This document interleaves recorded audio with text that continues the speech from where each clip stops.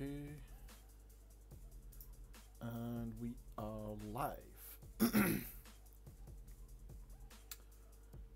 And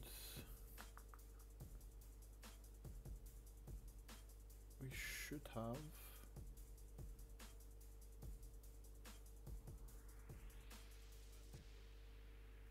everything here. There we go. Okay, and let's just tweak this out.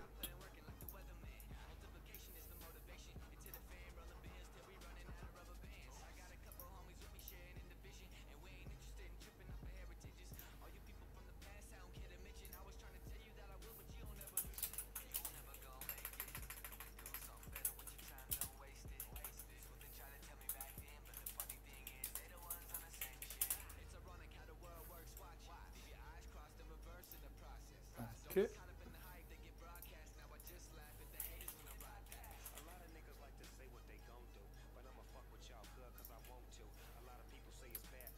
And Facebook.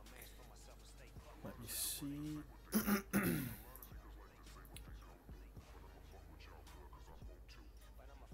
Okay.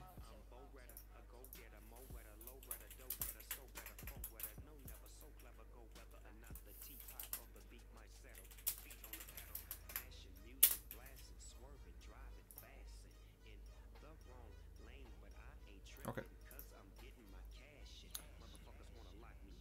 Hey, how you doing? We have people in. Daddy Kingston OG. How's things? Hey Westrix, how you doing? Testikix. Testikix, I still can't get over that name. Akram Studios and Romdang. Okay, so the whole point of this stream is just for you guys to fire some questions at me, and I will do my best to answer them. If you have any Unreal Engine problems, if you have any questions about modelling, anything at all, I'll be happy to show you.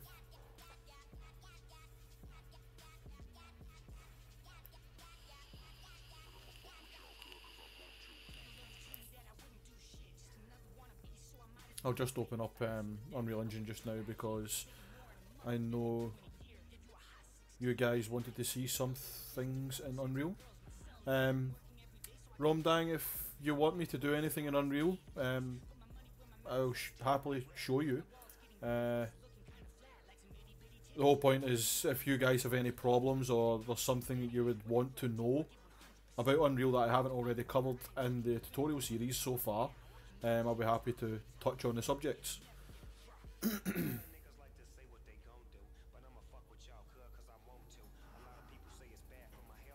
Okay,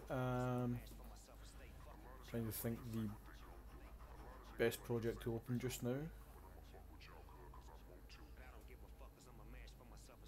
I'll actually just open a new one, I think. Yeah.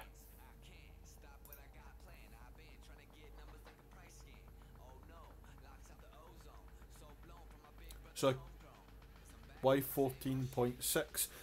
Daddy Kingston, I like to keep behind at least one version because the newest versions have normally got a lot of bugs and they normally crash a lot as well. So if you stay one version behind, it's normally a lot easier to work with. You have 4.18. Yeah, I can install 4.18. It became available just the other day there. It has some really nice features. But again, I'll probably wait until my new laptop comes before I upgrade to maybe 4.17. I wouldn't go to 4.18 just yet. Galaxy Gaming, hi, how you doing? I cannot install it. Why not? If you go up to the top here, sorry, I've got Paragon. Let's cancel that. You normally get a notification here, or you can take the drop down and install whatever version you like. You can also add versions here.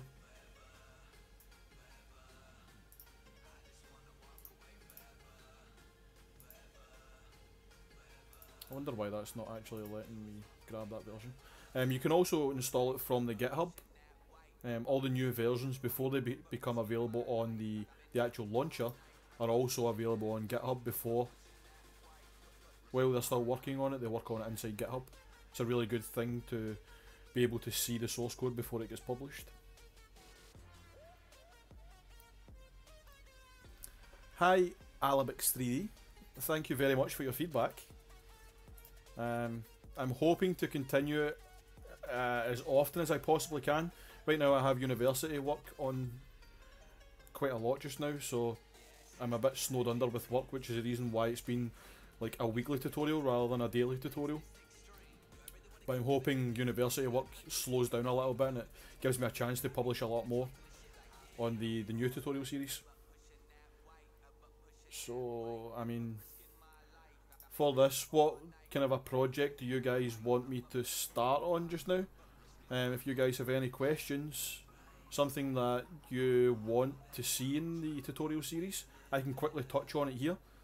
I think someone mentioned cars, someone else mentioned weapons. These are all coming in the future. I mean, it all depends on what you guys want to see from me just now. I'll do a live session to show you how I would solve specific problems if you like.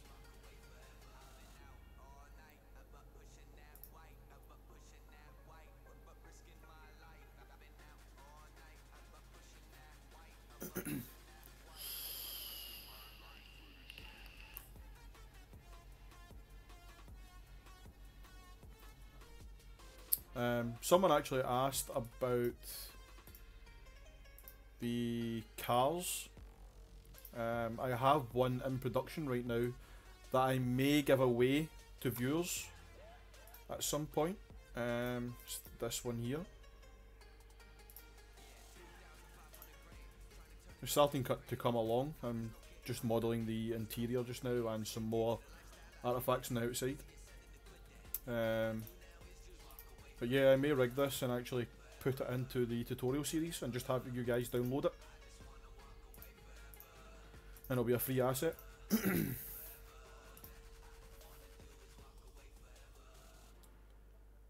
Nice to see you here, keep up the good work. Hi RJ Survival, how you doing? I'm sure you had some questions that you want to see. Hazard Games make C++ tuts for Unreal. Yeah, I will be moving on to C++ at the end of this series for networking.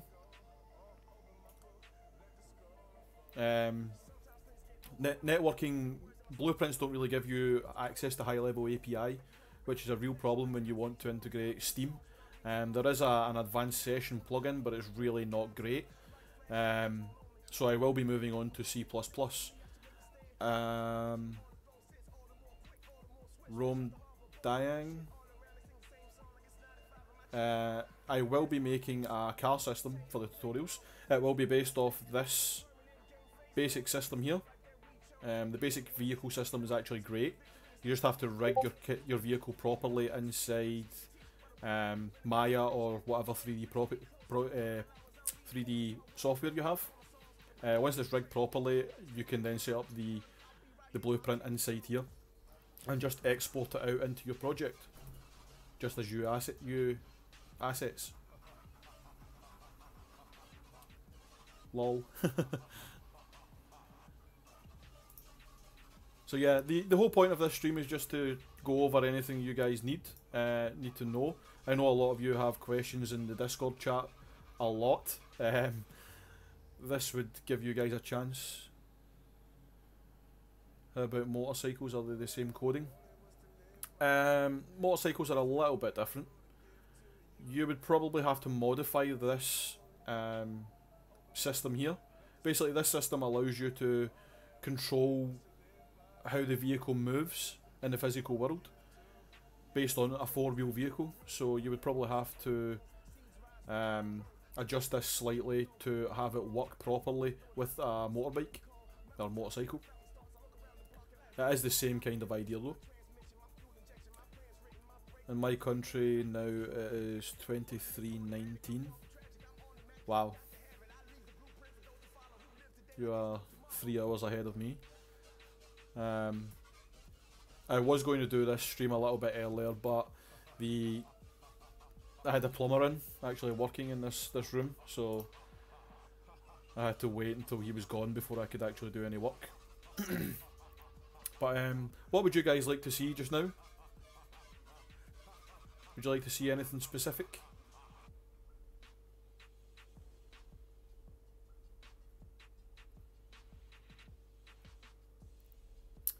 Houdini. Houdini is fantastic. I was actually working with Houdini before they brought out the plugins for Unreal Engine. It's great for things like particle systems. It's good for procedural modelling, but there are some limitations. The limitations, obviously, if you don't have a proper Houdini license, then you can't create the procedural tools. Also, you need the Houdini plugin for to actually integrate them into the engine, which is a bit of a problem.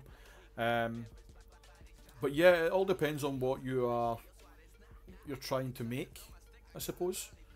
There are some really good tutorials on things like weapon swipes, where you have a trail. It's really good. But yeah, could we make things like sprint, crouch? I'm Wistrix though. Yeah. How to make more landscapes in one level. That is part of the world composition that I set up before on another tutorial.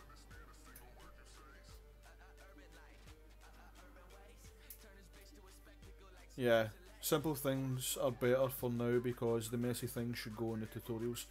Yeah, I mean, if I can cover anything just now that will help you guys that can be covered in one session, I will do it. Because the tutorials are obviously, they take about 3 or 4 hours just to do one tutorial. Because I have to record, then I have to watch the tutorials, I have to edit the tutorials, and then uploading times. So yeah. For the, let me see, the crouch and sprint, we'll start with that and then move on to the landscapes. Romadang, we actually have a tutorial that covers that. It's called World Composition. I actually think that was the last one that I done. I'll actually just show you that just now inside the tutorial, this one. I'll open this up and show you how I set it up. And possibly the crouch and sprint. I'll show you how we kind of work that in. I will be covering this in the actual tutorial series when we bring in things like guns, well, obviously assault rifles, pistols. We'll have crouch and sprint systems in then. Thanks, I don't have lots of time. Yeah, no problem. I'll try and do it pretty quickly. It's an easy system to do. It just takes a little bit of time to edit. Today in my country we have lots of snow.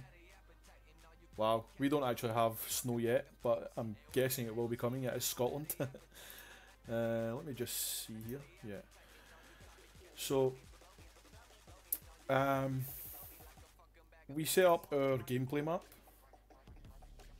Basically, you're going to save the stream library. I don't think I can because I have music in the background. I think it will just mute myself out.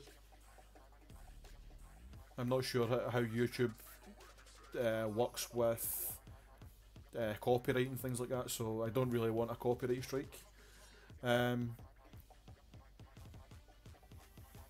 not sure, it may actually save straight to the channel. It's the first time I've went live on this channel. So I will have to see. But yeah, I'll continue on with the question from Romadang. Basically for world composition we set up our gameplay map. We took our map from our maps folder and placed it into a new folder called gameplay, and this is it here. So if you open that up, okay, and we go to our levels, you can see we have our persistent level here, which is our gameplay level, and I've set up 4 maps. that we can double click and load back in for our world composition. Man, this computer runs so slow. I have a new laptop coming within the next week, so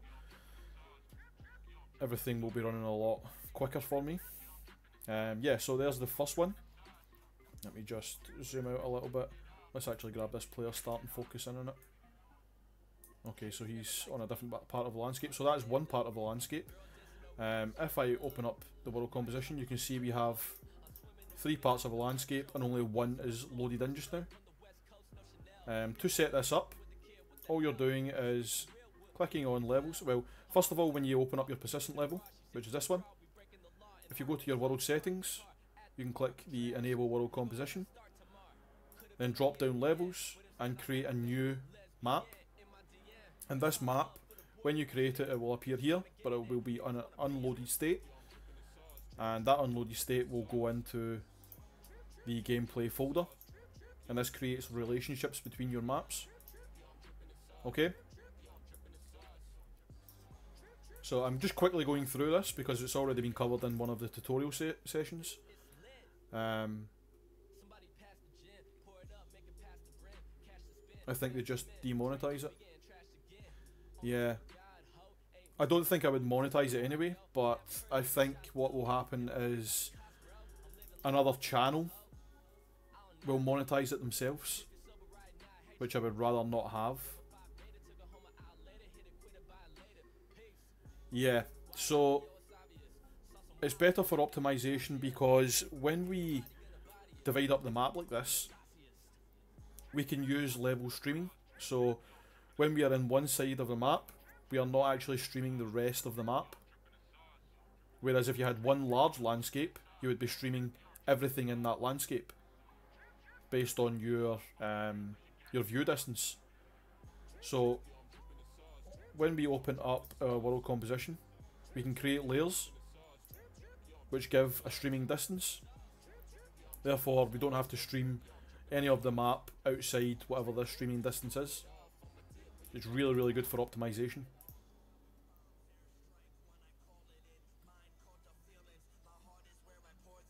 The joins in the map, yeah, the way I've set it up here, obviously it will be visible in game.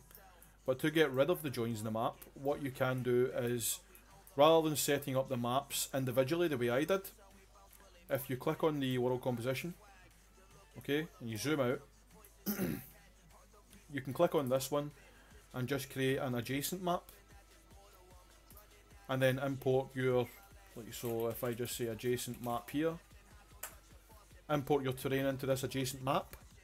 You can then use, so this is your adjacent map here, let's just move it out to here. Okay. And if you go back to your persistent level, you can see the adjacent map here. And this picks up the information from this map.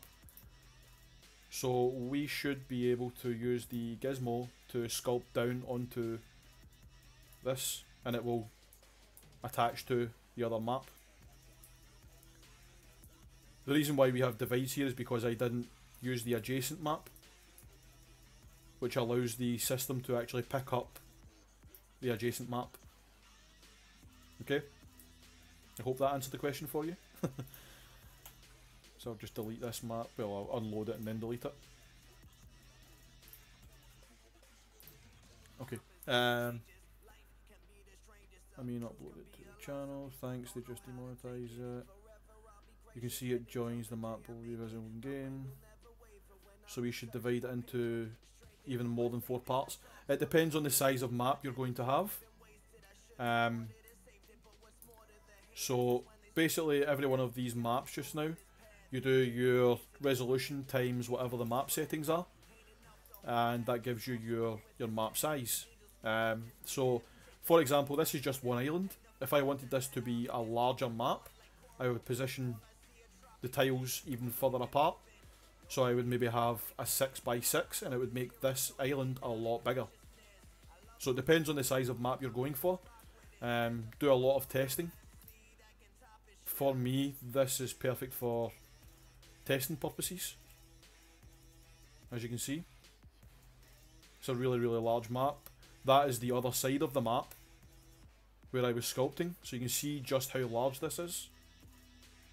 And this is only 1/4.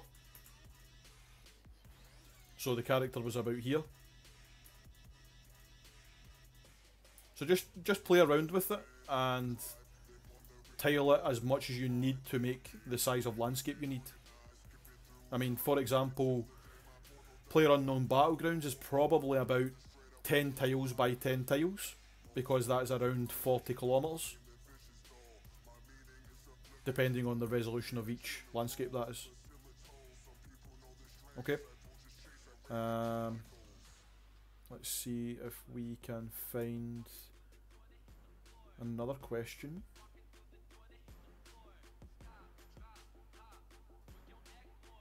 So yeah, let's move on to sprinting and crouching systems. Okay. So for these systems, what I'll do is I will jump out of my gameplay map. Let's go to maps, go to the lobby map.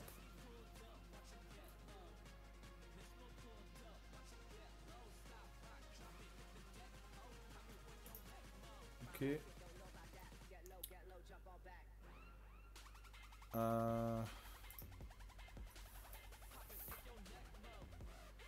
My computer's running so slow right now.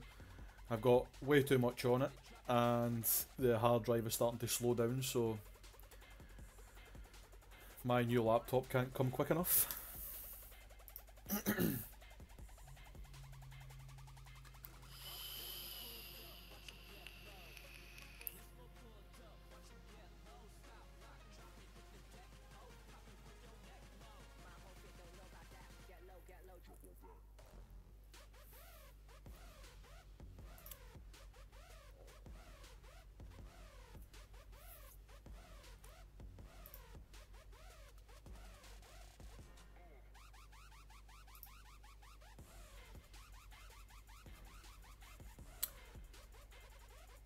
We on your time?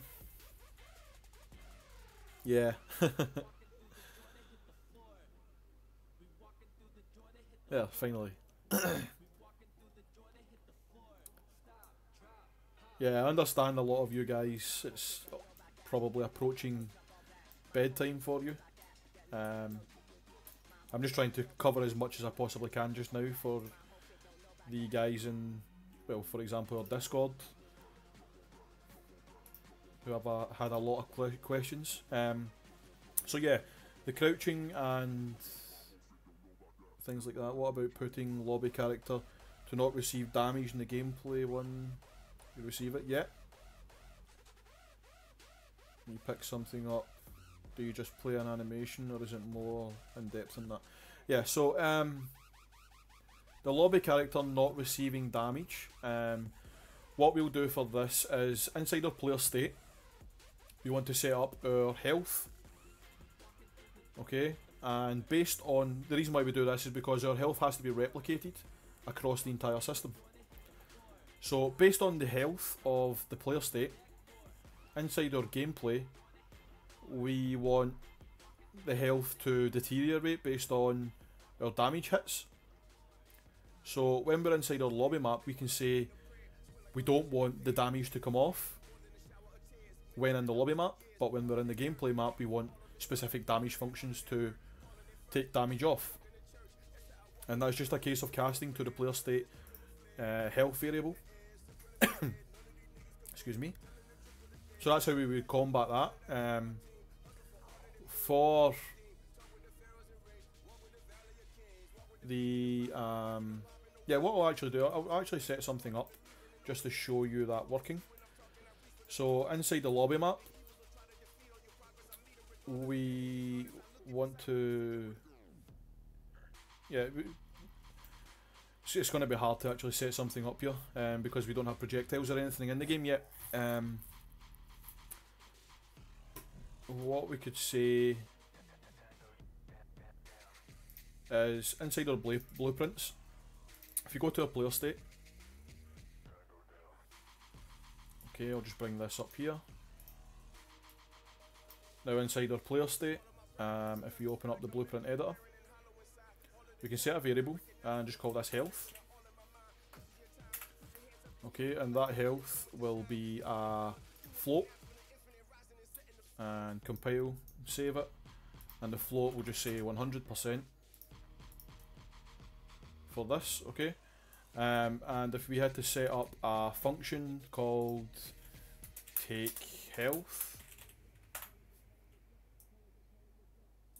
okay, and inside this function it would just be our health get, and we could just say decrement.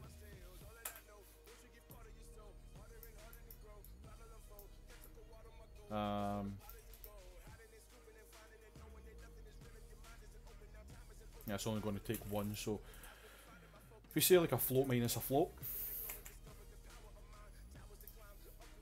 okay, and we'll just say our health minus, I don't know, 25. Okay, and from here we want to set our health. This is just something very, very quick just to show you guys the health actually dropping. And oh, let's do that and just save that, go back to our event graph, and let's do a function. So we'll say take, no, event, custom event.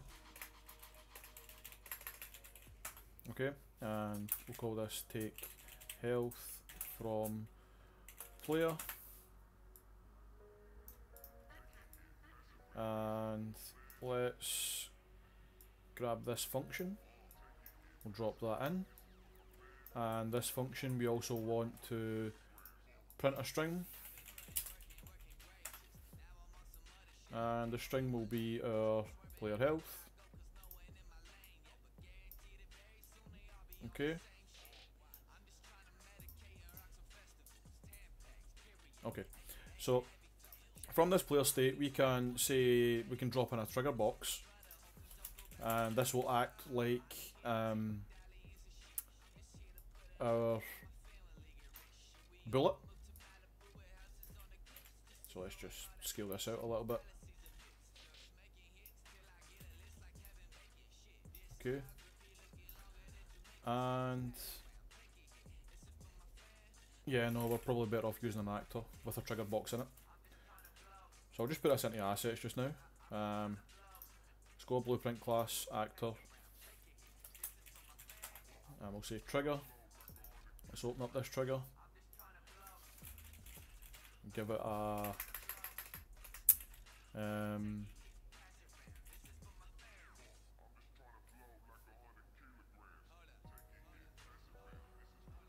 simple box scribble rendered as lines in the editor. Yeah, let's go for a box collision. This will just act like our trigger box, so we'll just say trigger, and we should be able to on overlap that. Yeah, so on component begin overlap, and that will just call our function. So let's just pull this up a little bit so it's in line with the actor, and just so we can actually see it, let's add a sphere like this. Actor, more in depth than that, yeah. Let's just drop this, yeah.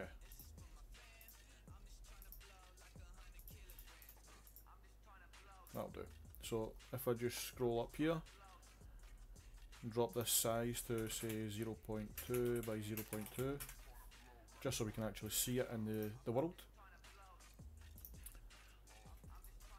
Okay, that should work.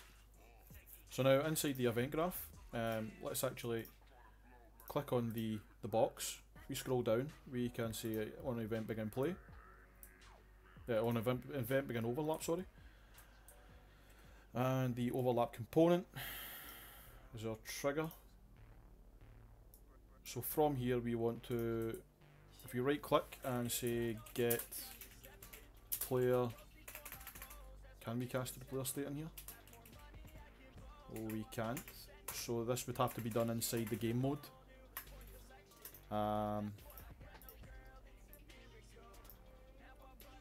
Let's just drag that to there. Go to our blueprints and our lobby game mode, and inside the lobby game mode we'll say custom event take health. Okay, and from here you want to get player state class and cast to my player state class. So this is us just casting to the actual player state itself, and from here we want to get our function, which was, what was our function again?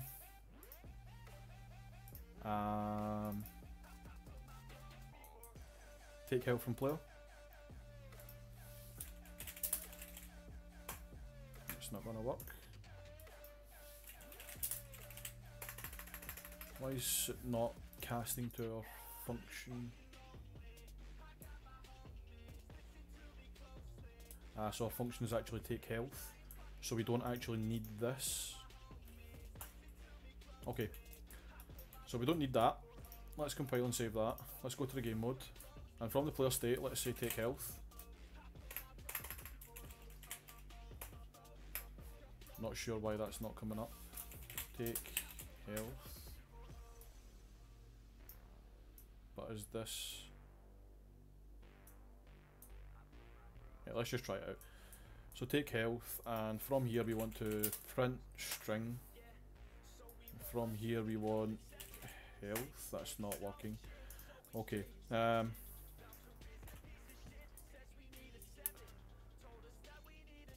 this is all about just debugging this out.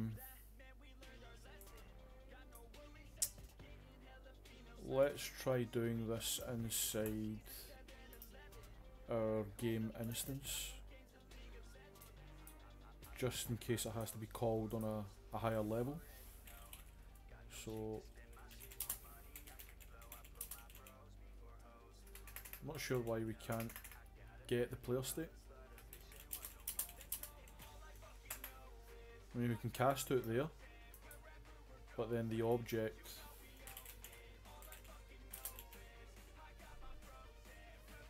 is player state. No, it's just casting to the player state again. It's weird.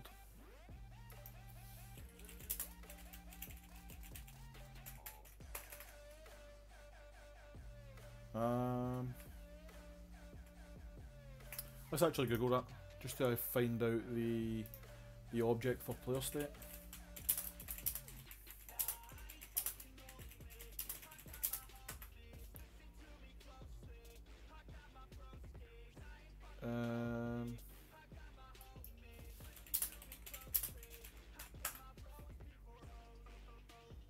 Player state, you don't cast to the player state from player controller. Yeah, I already know that.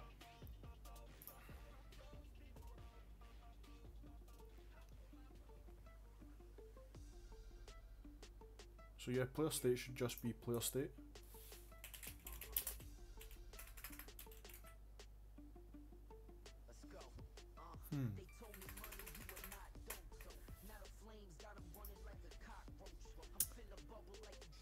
Okay. This is some problem.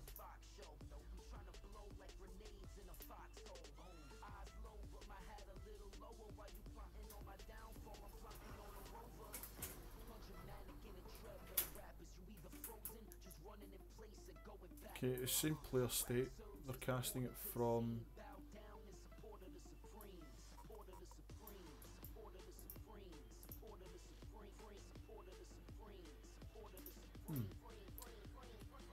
This is something that I haven't came up against yet.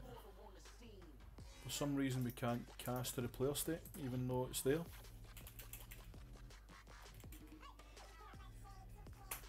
Here's something. Do we have player state set in our game mode? Yeah, it's set to player state, that's why. Okay. So let's just save this out and then set our player state. Hopefully we don't have to reset the engine. That would be annoying.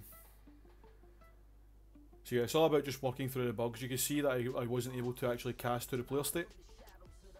And I think this is because this is not set to my player state, which is a pretty silly error.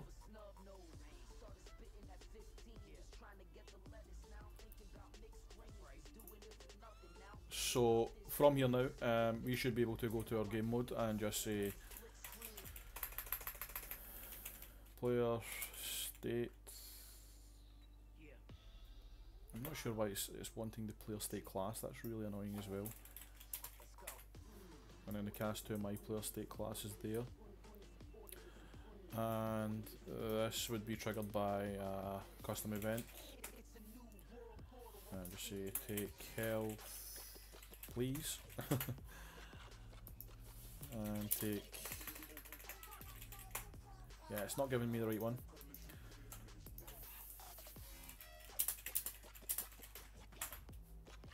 So it gives me the player state here, but I somehow can't cast to the player state. Player state. It's allowing me to cast to the player state, but it's not actually giving me the option for player state. Get player state. Because it comes from the player controller. Okay. So that makes a little bit more sense. So for us to get this function, we have to use our player controller. So from the lobby, you can use a player controller, open this up, and it's just get player state, and then from here you cast to the player state, so my player state, okay, and then drop this down, and this would just be take health, our function. This works. Okay, drop this down, create a new custom event, and take health, and just drag that into there.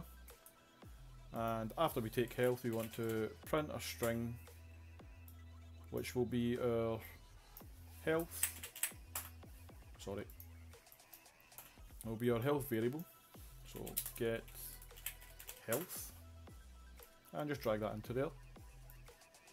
And this will tell us how much our health has actually been taken off. And this will act just like a bullet inside game. So if we go back to our trigger, which is here, we want to get our player controller. Okay. And from here we want to say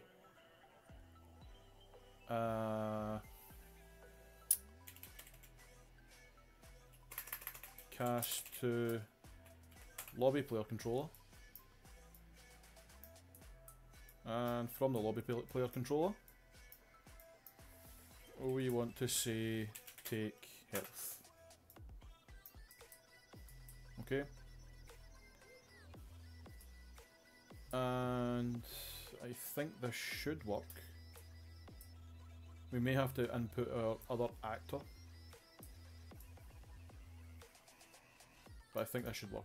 So let's give it a wee test. If we play it,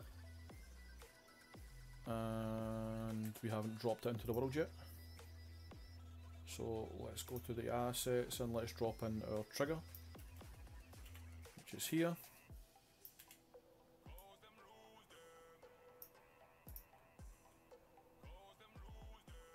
And when we walk up, you can see it takes 25 off, and another 25 off, and then another 25 off, and it happens on the client and the server, so this is replicated. You would just do the same kind of function, only rather than using a trigger box, you would do this inside your weapon, where it spawns a bullet, that takes 25 off all the time. And inside your gameplay map, inside your lobby map, when you're firing the bullets, just make sure you don't have that function call anymore on the weapon. So you'll have a weapon for your lobby map and a weapon for your gameplay map. It's as simple as that. Okay, that kind of dragged on a little bit, sorry about that. But yeah, that's how you would take the health off. And obviously you would just have a health bar somewhere that, rather than print screen, it would take the health off the health bar. Okay. So, what other questions did we have? There's something else.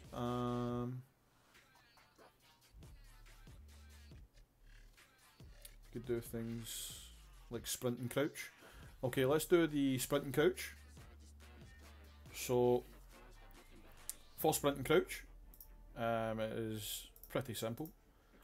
It's just the same as the third person blueprint. So if you open up the blueprints, go to the third person character.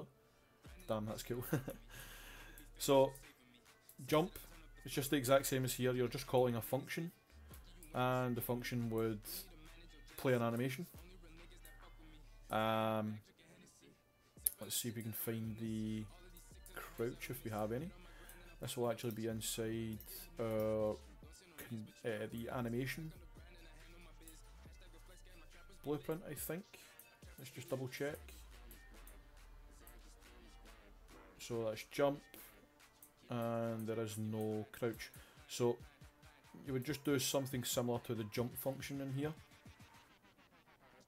which you can find inside the animation blueprint. Let's just have a look.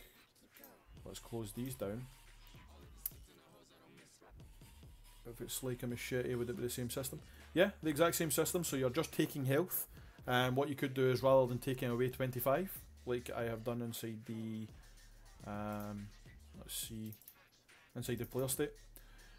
So inside this function, you have take health. So rather than taking away 25, you could say the machete takes away 50, and this will be your machete function. So machete take health, and then you'd have another one for, say, a knife, or you could have another one for punching, and it takes a specific health. So you could have a list of functions that you just call whenever you need them. So yeah, it's as simple as that. And because it is inside your player state, it will be replicated across all the characters in the game, so they can all see your health dropping, rather than it only happening client side. So, play Minecraft. Yeah, I don't play Minecraft. I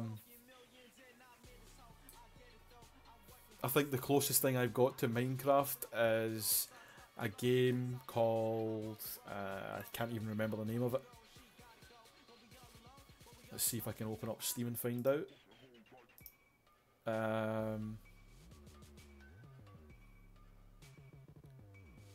Play Kill This Stream 14. I just copy them, change the values. Yeah, just copy them over and change the values. So, let's see. The closest thing I've got to Minecraft is Space Engineers. There you go. It's a really good game. Play Die. Okay.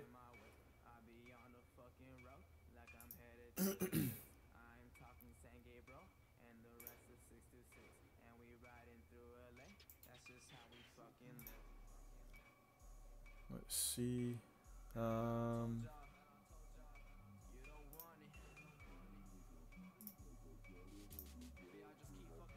Play Dead. Play Rocket League. Don't tempt me. Rocket League is a little bit too addicting. I have ridiculous amounts of hours in Rocket League. Yeah. 1,105 hours.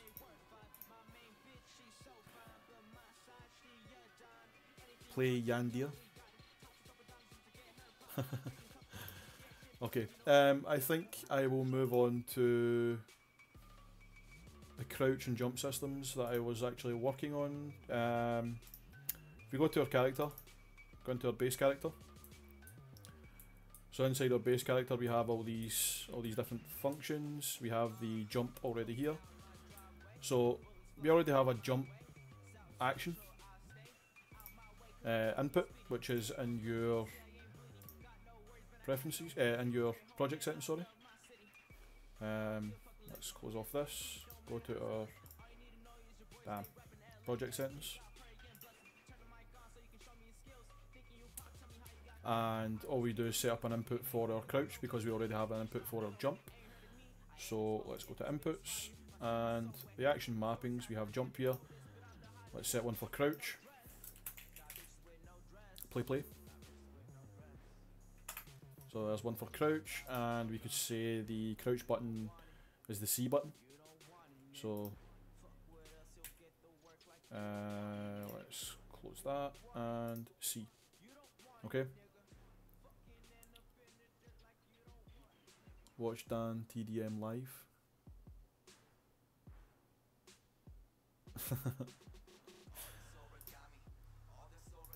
Okay. Yeah. So now we have one for our crouch. We can go to our animation blueprint. And I can't remember whether or not we actually have something already set up for our animations for this. So the characters, animation, default. Do we have a crouch in here? I know we have a jump. We have a sprint. But we don't have a crouch. I will add this into the tutorials, but it will work just the same as the rest of them. So let's go for our jump, I think. Nightbot comes on and kills us.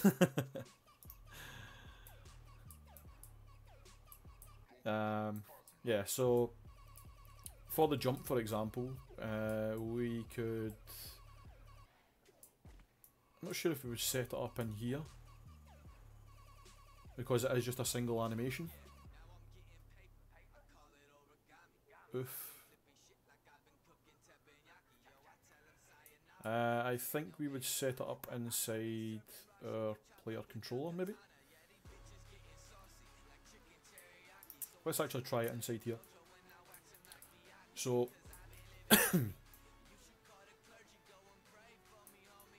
just get out of here. Play, press play. Okay. So for this, let's just add a is jumping boolean, and for this we would just set it here as jumping, and yeah, no, let's actually grab this and create a branch. So branch is jumping,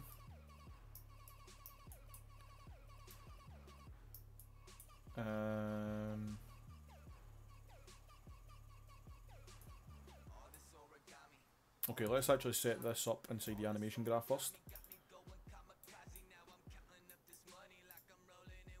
So what the hell?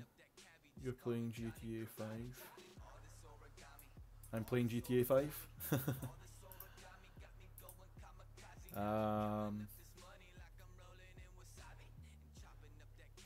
Trying to think the best way to do this. We could actually put this inside the default. So jump here. Let's actually create a new state for it. So add a new state. Jump. And this will just be our default jump. We would have another jump for our guns and things. So let's just drag that into there. And that is our jump. And we want the transition to be from idle. So let's drag one to there. And drag one to there. And also drag one to there. And to there. And the one going. What the hell? I should die. You, Nightbot kills me. Okay. Yeah. So yeah, for this it's just can I enter the transition, and that is just going to be as jumping. Okay, so if you are jumping you can enter the transition, and if you go back, let's head back to here. So it's this one. See if I can grab it. Okay, and this one is going to be as not jumping. So it's just the exact opposite. So not bullying. Okay. Compile and save. And let's do the same for these. So this is jumping. And if we head back, let's go to this one, and this is not jumping. Sorry. Let's say not bullying. That's not equal bullying. This one here, not bullying. Okay, compile and save that. And then inside the event graph, we want to say if a specific button is pressed, then we want to jump. So let's create an event.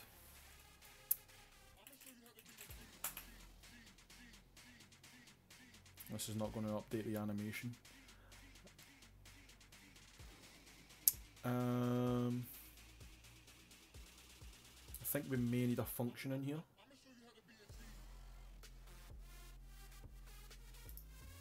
Okay, let's actually head over to our base character again.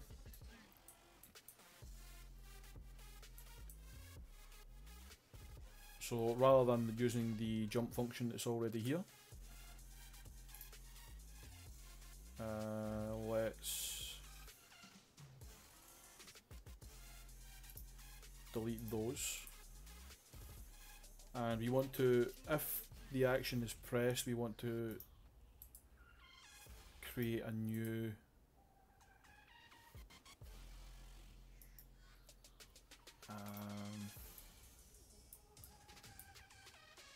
let's see, if it is jumping,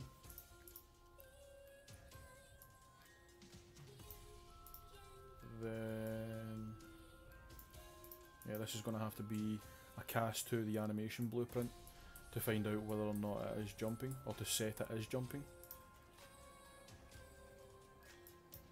So if we say anim BP, can we do that?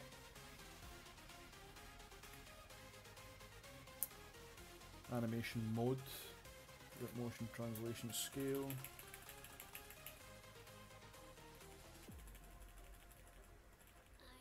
I wonder. So we actually have to create a function in here.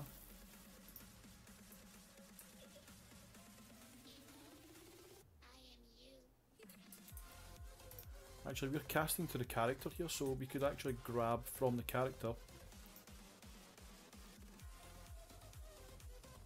and create a function here. Or we could say jump, or is jumping here? No, we'll say jumping. Okay. And let's set jumping pressed to true. And released to false. And here from the as character we want to get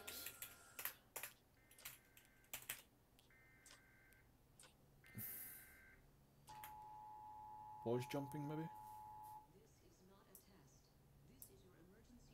And if this is true, then we want to set as jumping to true. Let's just test this. And false. Play.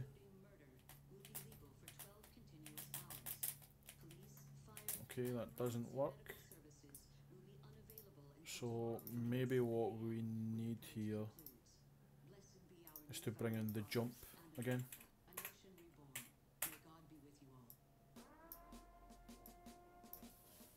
And stop jumping. Because I think that boolean was to do with this. Let's just double check that this still works. Yeah, it was jumping.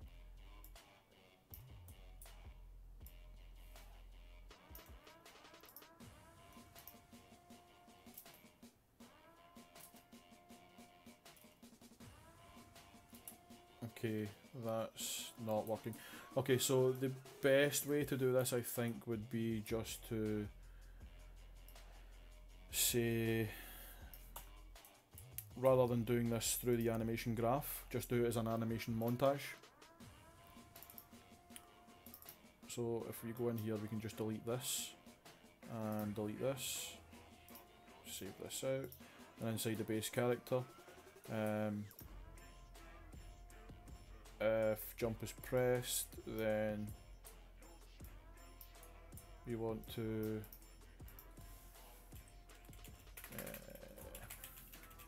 play montage, or play animation montage, sorry. And the montage asset, can I do that? Yeah. So we would then just set up a montage asset in here. So the animation montage, and this one's the male, and just say jump montage.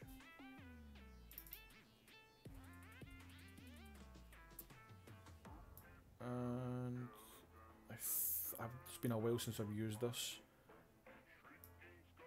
but I'm sure we just drag that in somewhere.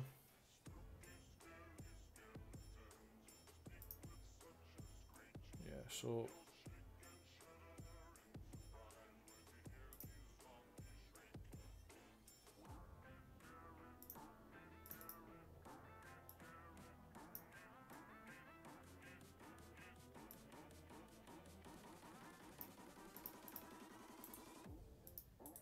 new slot maybe.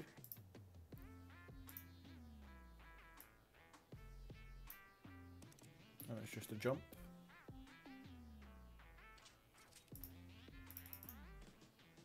Why can't I preview this?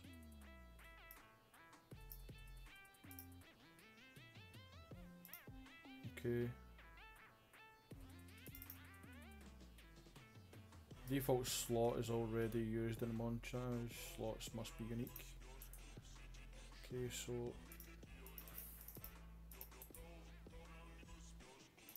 let's delete this slot.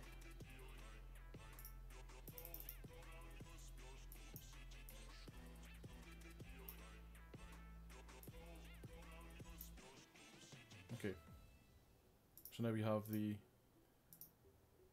jump montage, and this should now work inside here. So when you jump, you play the montage, and when you stop jumping, you want to return to the default animation, which will be here. Set, let's just actually, animation state, I think it is.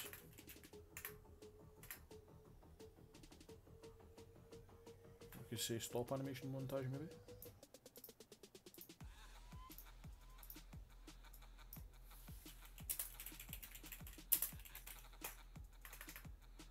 Set animation.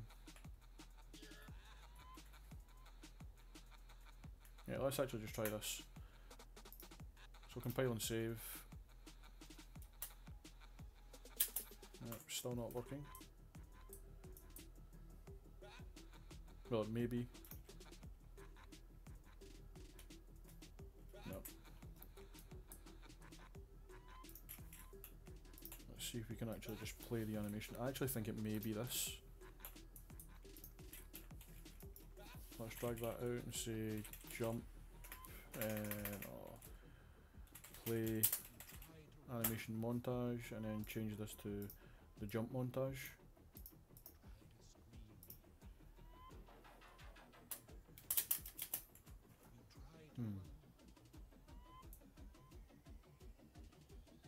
Yeah, I'll need to look this through again.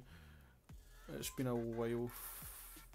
Retargeting, I've actually already covered that inside the tutorial series. How we done the retargeting was, let me see, inside our characters. So we have the base animation and the base character. All I done was retarget the animation blueprints and duplicate them across. And when you do this, you then retarget across like this. And you just select your target. Okay, which is this one here. And it retargets all the animation. And when it retargets, it sets up animations like this. So we have our base walking for the male, and then we have female animations, so it retargets them across. They're not compatible with Unreal's mannequin yet, so are you trying to get the Unreal animations to the Mixamo character, or are you trying to get the Mixamo animations to the Unreal character?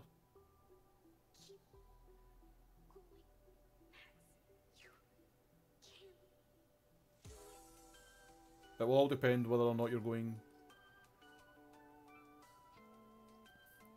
that. What, you're trying to go back to the Unreal's character, or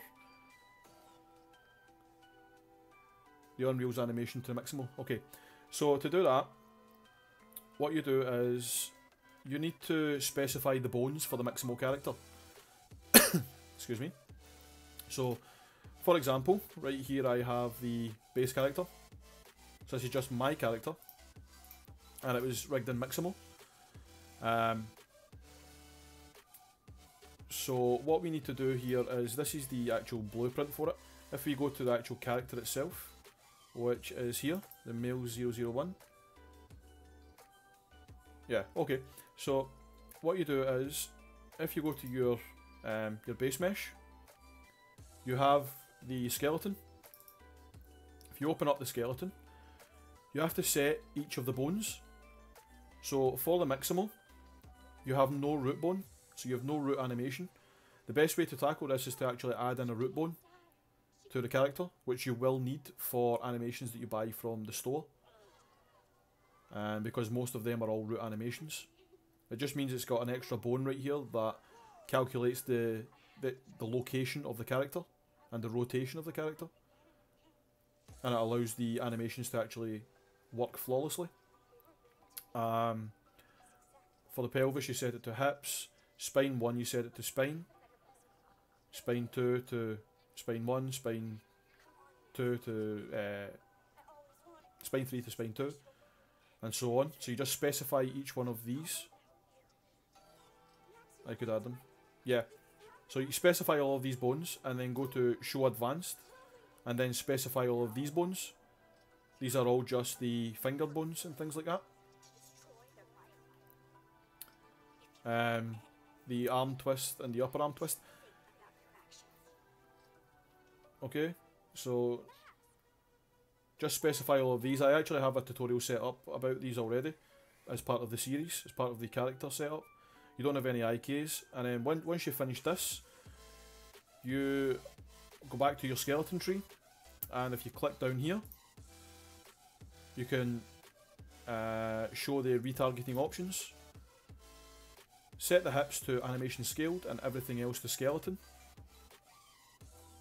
And it should let you retarget then, because you've specified the bones that correspond to Unreal's own bone system.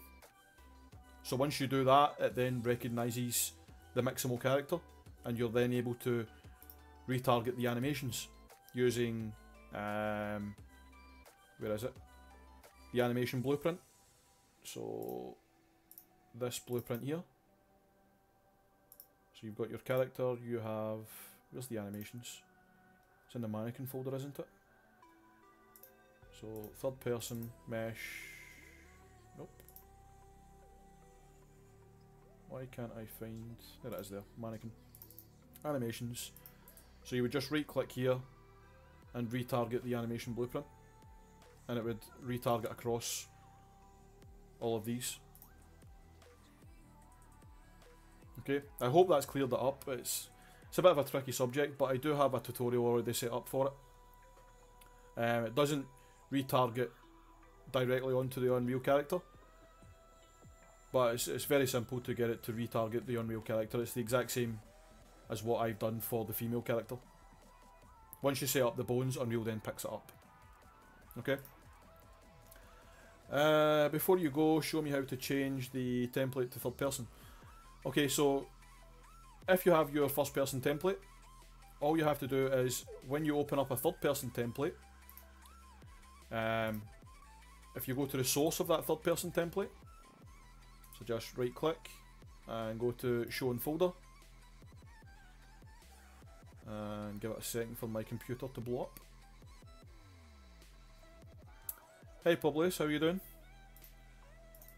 So if you open up the content and go to where your third person blueprint is, for example.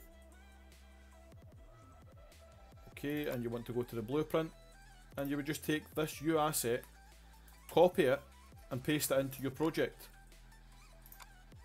So, for example, if I wanted to paste it into this project here, I would just go to the content, I would open up a new folder called third person blueprint, and just paste it in, and it would appear inside the actual project.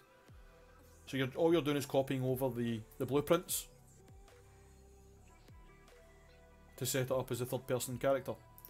Now inside the engine, after you've copied them over, you would then want to set your default pawn class to your third person character, and then restart the engine. And this would allow you to, when you press play, your default pawn will be your default pawn, which will be your third person character. Okay? I hope that helps, Daddy Kingston. So Publius, how are you doing? How's your game coming on? You getting on okay?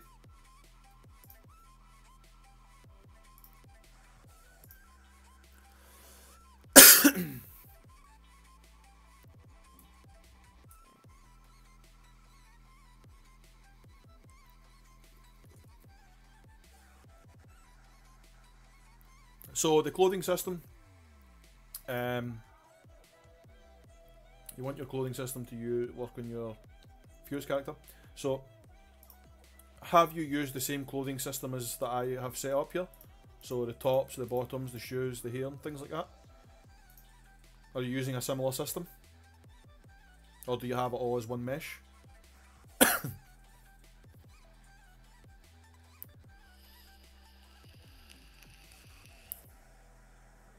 Yeah, so if it's the same system, all you're doing is inside your base character, or inside your character, if you go to the event graph,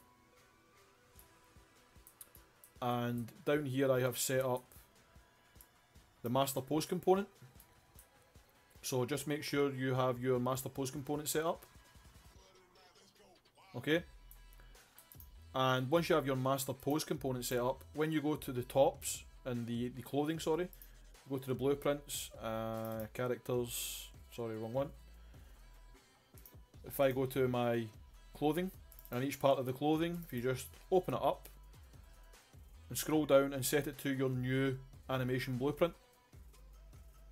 So when you set it to a different animation blueprint, the animation changes, and as long as you've got master pose component set up, the animations should follow. You shouldn't have any issues with it. Okay.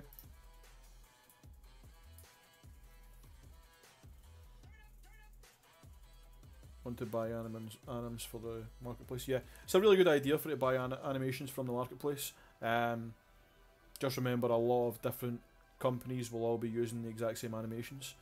For example, I have the animations for the pro rifle and pro pistol animations. If I change my skeleton to use the fuse character, I should change as well the clothes rig. Yeah, you would have to change the rig. What's a good idea is if you are going to use root animation. I actually got this from a streamer called Frosty Has. His name's Harry. As soon as you get your fuse character, if you take it into, for example, Maya, and actually place a bone at the feet of the character, that will act as your root animation. So then when you go to rig it, the rig will be parented to that bone and will work as a root. I don't think I would have time to show you, but what I'll do is I'll pull up Maya just to show you kind of what I'm talking about. I may not have time to rig it, but I'll show you what I'm talking about with the root bone. Let's get my mail. Okay, let's give this a second to start up.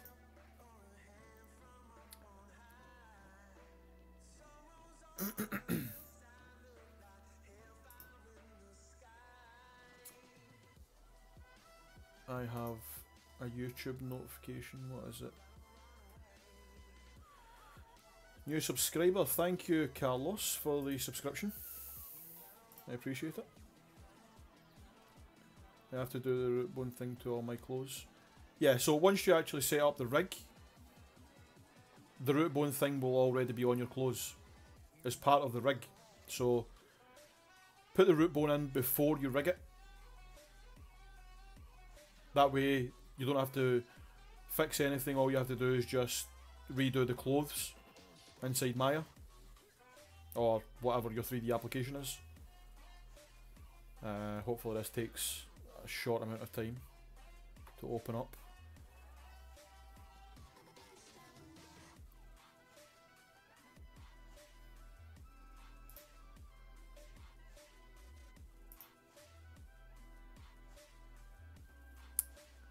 Okay, let's just give this a second. Let's pull this up and I'll show you exactly what I mean. So, is this working yet? I'm waiting for a little red bar to appear here.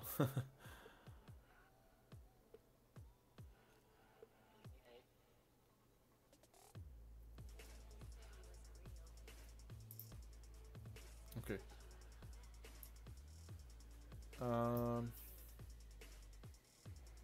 Come on, don't crash. There we go.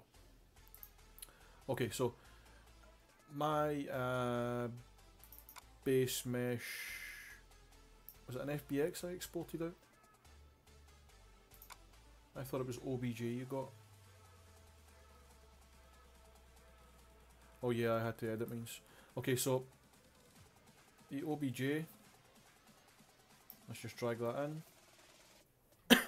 And this is the one directly from Fuse. Okay. So before I rig this, what I would do is I would drop a bone in. Right there. Okay. So let's just bring up the rigging system. I have to do the root bone thing to all my clothes. So all I would do is create a new joint and snap that to here, and then open this back up, press Q.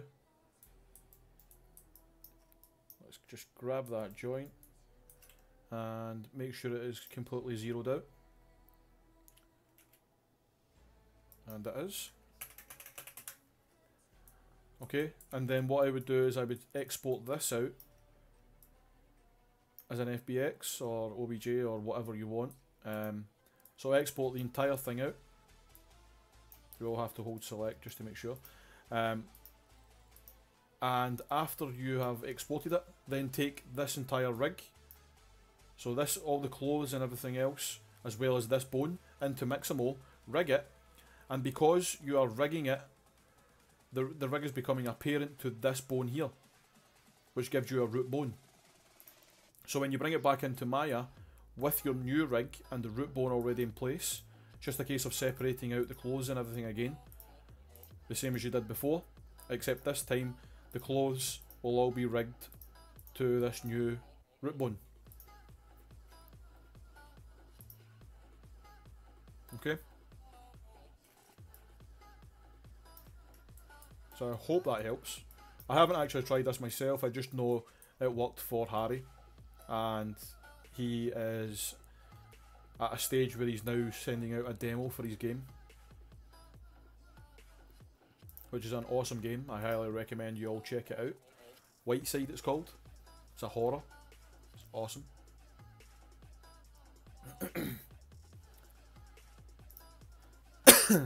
Excuse me. So is there anything else you guys want to know or want to see how you do it? It could be Unreal, it could be Maya, it could be anything.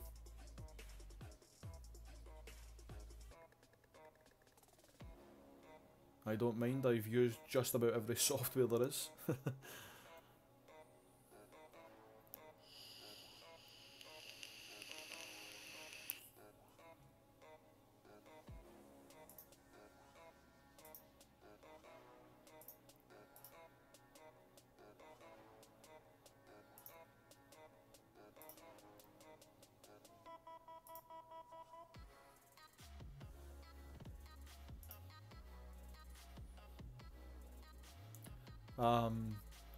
Daddy Kingston, how did you get on with copying over your files? Have you got it working with third person yet?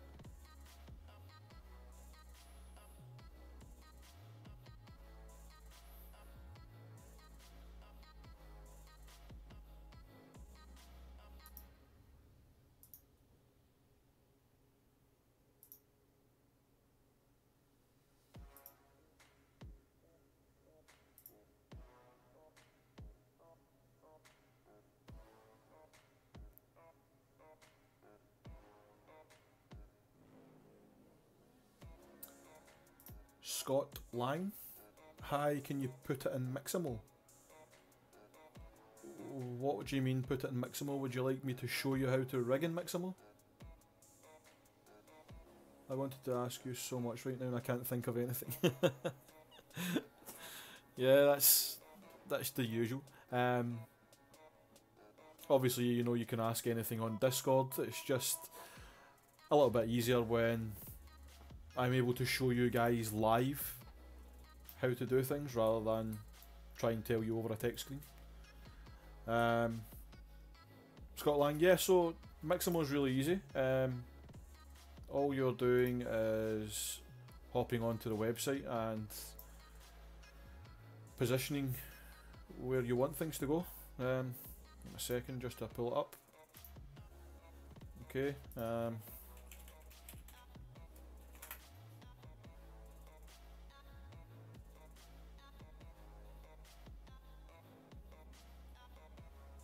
So, are you okay with rigging it, I take it? Is it actually putting in the Mixamo animations into the engine that you're looking for?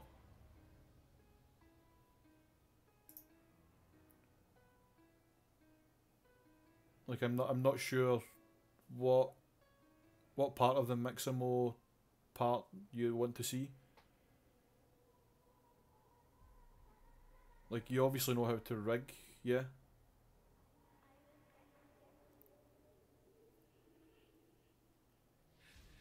So I've already set up a tutorial on it, so it's basically just bring your character into Mixamo. I've uploaded some of the Mixamo animations. The root bone. Yeah, so the root bone, you can take it into Mixamo, yeah? So you just take your initial Fuse character into Maya or any other 3D application, add a root bone and zero it out so that it is directly at the feet of the character. Then export that out as an FBX or an OBJ or anything else you want to export it out as. That's Mixamo supports. I would use FBX. upload it to Mixamo, and when you rig it in Mixamo, it automatically parents the rig to the root bone. And when you then bring the rig into Unreal Engine, you have a root bone. Like when I brought this in, you can see we don't actually have a root bone. Let's go back to the base. We don't have a root bone for the Mixamo, but if you do it that way through the 3D application, you will have this root bone, and you will then be able to retarget the animations directly from the Unreal Engine character. This way you can use Unreal Engine's marketplace for animation assets. I wonder if we can actually pull up a skeletal view here.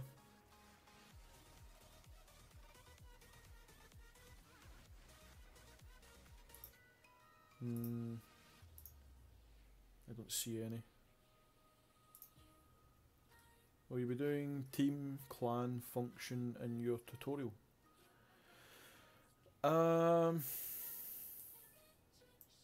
Maybe, if we have time at the end. For the team and clan type function, this would have to be done through Steam.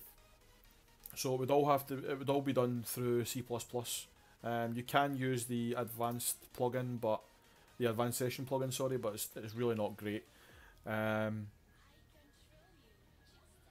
Basically, for the clan function, you would just set up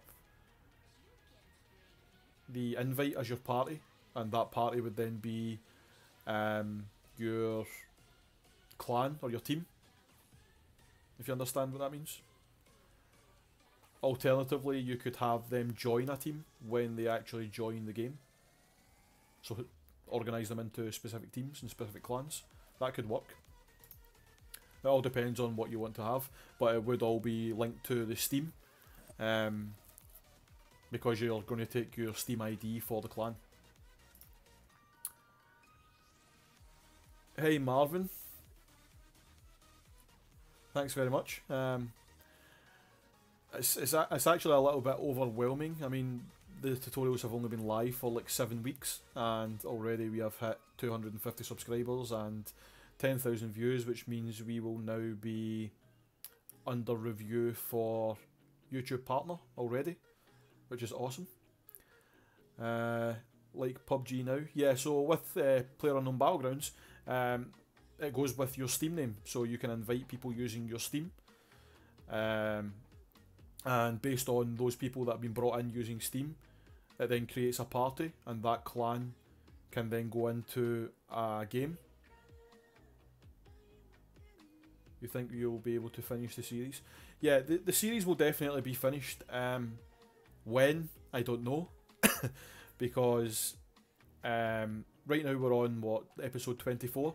I was hoping to finish it around about episode 40. But right now I have a lot on. I have my own game, plus I have about 20,000 words to write before January. Between university work and dissertations and everything else. I have an environment to create for game. I have a character to create. I have 2 weapons to create. No, sorry, 3 weapons to create.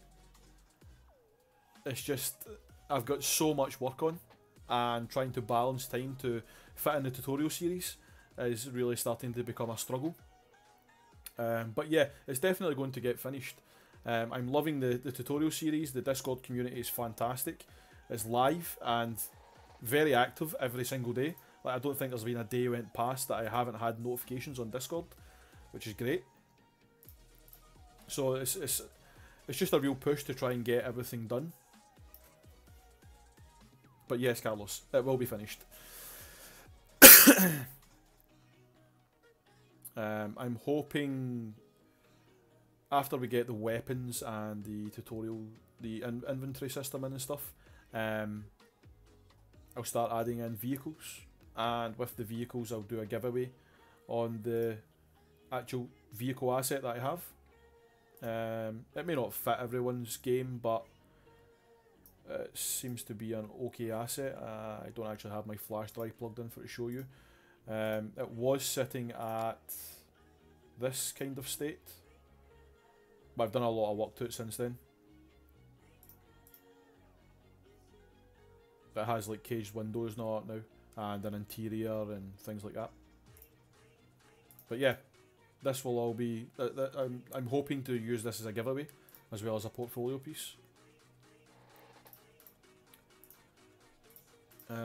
Will you be touching SQL to save items and game, etc.? You mean SQL databases through the server? A lot of the save items will be on the client side machine.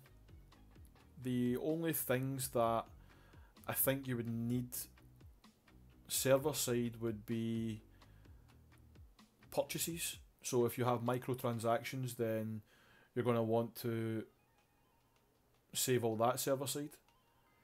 For example, loot crates, clothing, specific items that players win. That should all be saved server side.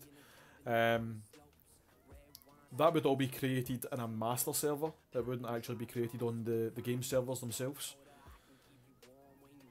Excuse me. So, I don't know. If we have time, then maybe, yeah. I know Steam have a nice server system that you can use for achievements and things, but I don't know how far into that it allows you to use. You may have to actually set up an external server for all the game items and things that you save. But yeah, that would be something that would be in the far future, round about the end of the series. I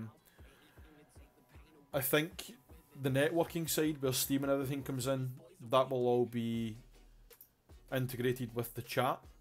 So we'll have a side chat system here, similar to like Overwatch and things like that, where you can just hit T and type away. And we'll have to have a push to talk system in game, so that we can talk to people inside game as well. That's all done through the Steam system as well. The Steam SDK is actually really, really powerful, and it's now built into Unreal Engine, I think.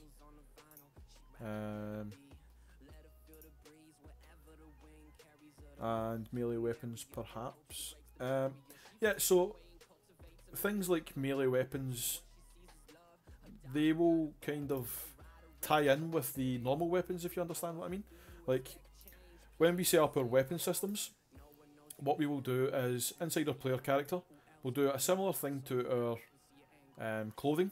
So we'll just create a new skeletal mesh. So we'll bring the weapons in a skeletal mesh, and all you're doing is creating a new skeletal mesh component. And say this one is rifle. You could set up another one for pistol. Sorry, that's went into the wrong one, but you get what I mean. Just click on the mesh again, and you can set one up for skeletal mesh melee. Okay, and based on these skeletal mesh, if you pick one up, then all you're doing is assigning a skeletal mesh to it, if you understand what I mean.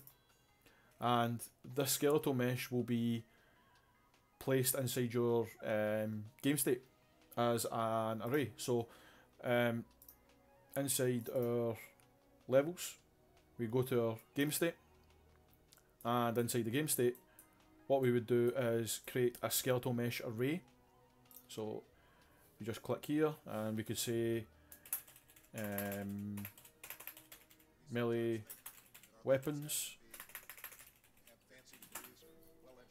and this would just be a skeletal mesh, and it'll be a reference. And inside here, if you compile and save this,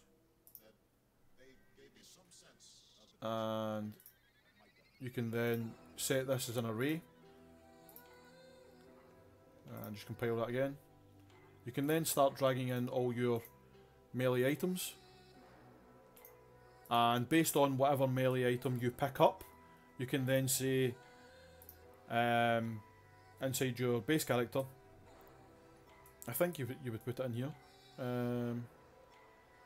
Yeah, we'll test this out, but I think the base character may be the best place to put it. So you would just say like, or maybe not. I don't know. I'll play around with it and get some debugging going. But basically, all you would do is cast to your game state. So my cast to my game state, and from my game state, the object is just get game state, like so. And off this, you would create a function, an event. Sorry, so this would be a custom event, and just say picked up axe, for example. Okay. And from there, you would say if you pick up the axe, then from the game state you want to get your array. So this would be a get melee weapons, and from here you want to get a specific index number, and this index number will be based on whichever weapon you have. Okay, so when you pick this up, say you wanted 1, say 1 was axe, then you would get that axe melee weapon, and from here you want to set the actual melee weapon. So get this, set skeletal mesh, and just connect that up to here, and that up to there. So all you would then do is, if you pick up this weapon, if you pick up a weapon, then you would call for this function inside your base character. It's as simple as that. And that would then set your weapon to whatever was inside this array. And because it's inside the game state, this array is replicated across the entire game. I hope that helped. But yeah, it's a long explanation. Let's just grab these and delete them. Okay.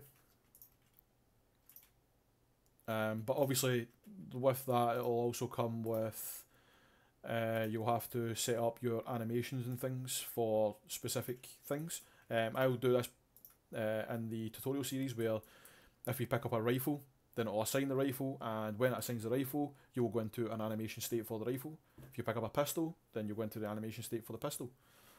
Okay, I know you still have a ton of stuff to finish, but any chance of seeing a tut or two regarding mounts down the line? Like horse riding, attacking, shooting at the same time.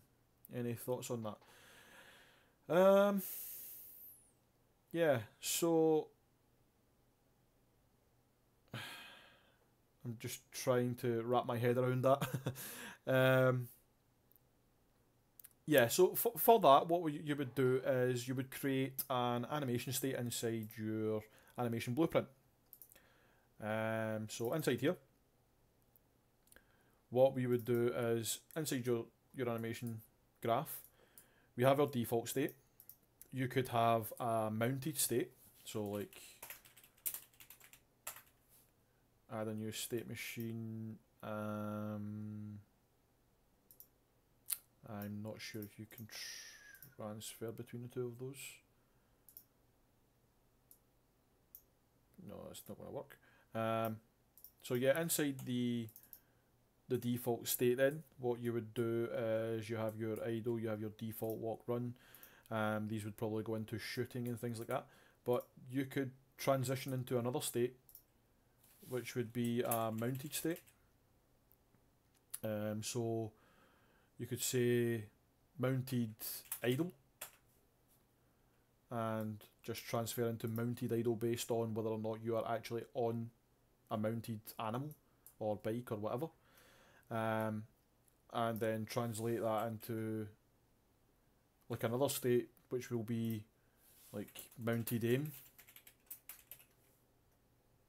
etc. And you would just keep going down that line. Also, when after you have mounted, you will also have to set up your mounted animal,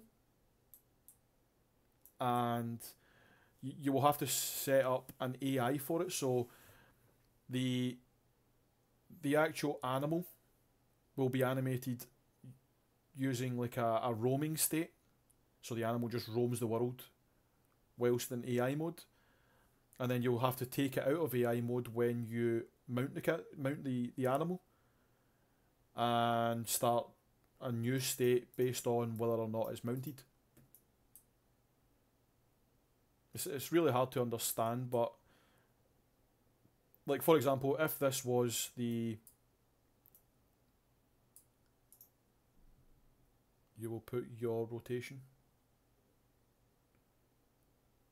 Your rotation for what?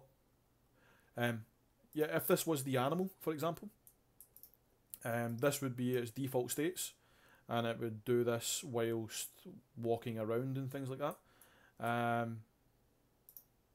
And basically all you would have to do is say is mounted, and then give it another animation, which is probably like run, walk, which would be another blend. But yeah, it'd be something like that.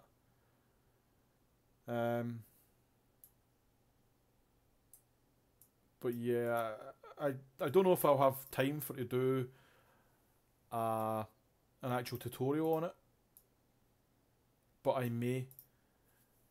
It may happen, because the actual game that I'm working on is set back in the 1900s, so I will have to cover it at some point. I just don't know if I will be covering it in the tutorial series. If I don't cover it in the tutorial series, then I'll send you some blueprints. I know you are. I think you're on the Discord, Marvin. Yeah. If I do cover it, I'll send you it in Discord. I do actually. You know I'm Wistrix from Discord, right? Yeah. Yeah, Carlos, I know you're Wistrix.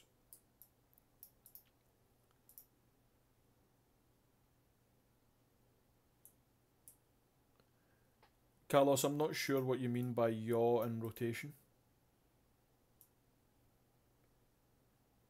Do you mean for the animations?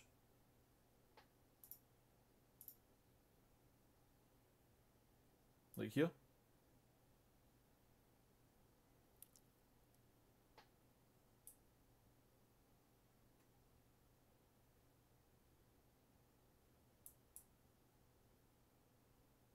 I don't know. We'll come back to it if you figure out what you were trying to say.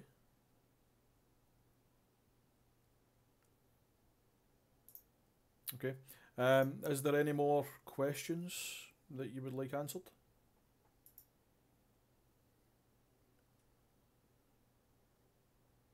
Head and body moves when you look somewhere. Yeah, I've already put that in. When we play and we move the mouse, the head and body moves.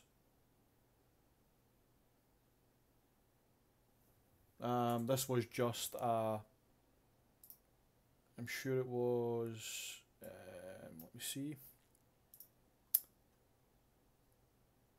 Was it the mesh? Trying to think back now.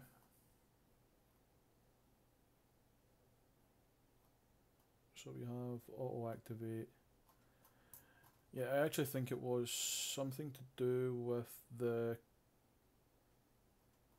characters, like the actual base character.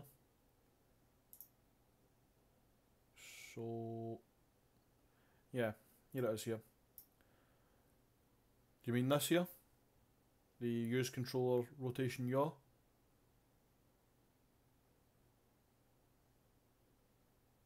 And by clicking this, you also have to enable the. Let me see if I can find it. I think it may have been in the third person. Let's check this.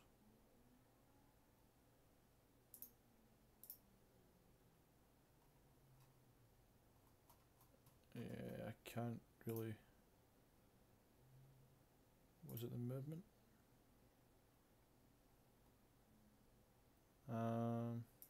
Yeah, I covered it in the tutorials anyway.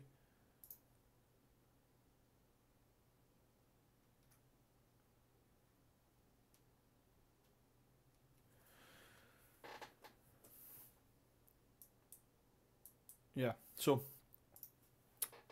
hi Cammy Skillet. I haven't actually answered that yet. On the agenda for the next episodes, the next episode will be actually getting our player into the gameplay map based on our load and save custom character. So this will be let me see.